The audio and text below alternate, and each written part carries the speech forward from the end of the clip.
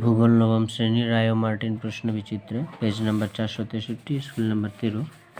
সঠিক উত্তরটি বেছে নাও। পৃথিবীর নিরক্ষীয় ব্যাস 12,757 কিলোমিটার।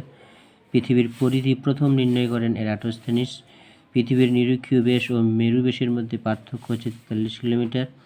নিরক্ষরেখা বরাবর পৃথিবীর আবর্তনের বেগ ঘন্টায় 1670 কিলোমিটার। একটি গচ্ছিত সম্পদের উদাহরণ হলো কয়লা। হিমাচল প্রদেশের মণিকরণ যে জন্য বিখ্যাত তা হচ্ছে ভূতাপ শক্তি উৎপাদন। ONGC এর সদর দপ্তর দেরাদুনে। পৃথিবীর কক্ষপথের পরিধি প্রায় 40,000 কিলোমিটার। অশুদ্ধ। তামিলনাড়ুর নেভেলি ভারতের বৃহত্তম লিগনাইট কয়লা খনি। শুদ্ধ।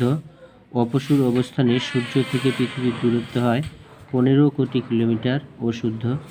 গ্রিনল্যান্ডের ক্রায়োলাইট একটি অদ্বিতীয় সম্পদ। অশুদ্ধ।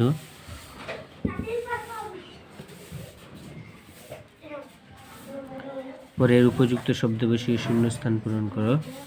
সূর্য মকর ক্রান্তি রেখার উপর লম্বভাবে কিরণ দেয় ডেস তারিখে 22শে ডিসেম্বর। পৃথিবীর প্রকৃত আকৃতি ডেস এর মতো। প্রকৃত আকৃতি অভিগত গোলক এর মতো। অভিগত গোলক এর মতো। 4ই জুলাই কক্ষপথে সূর্য ও পৃথিবীর মধ্যে অবস্থানকে ডেস বলা হয়, অপসূর বলা হয়।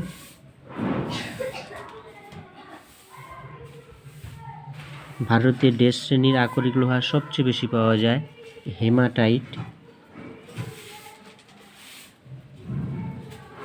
বিষুব কোন তারিখে হয়?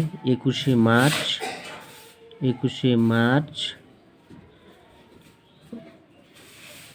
ও 23শে সেপ্টেম্বর।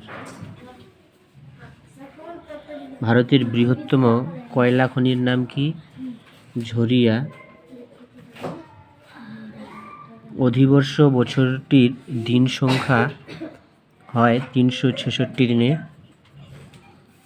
একটি দুষ্প্রাপ্য সম্পদের উদাহরণ হলো ক্রায়োলাইট।